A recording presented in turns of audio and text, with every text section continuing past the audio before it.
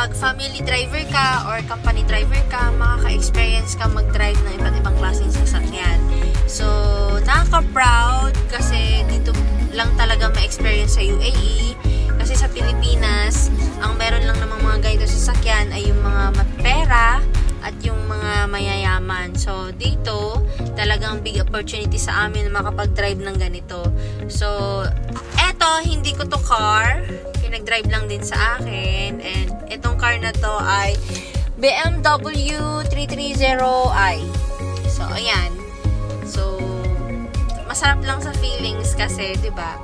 Kahit papano, nakapag-drive kami ng ganitong sasakyan. And yun lang, just share my experience and huwag kalimutan, God will always with us and love you all. Mwah!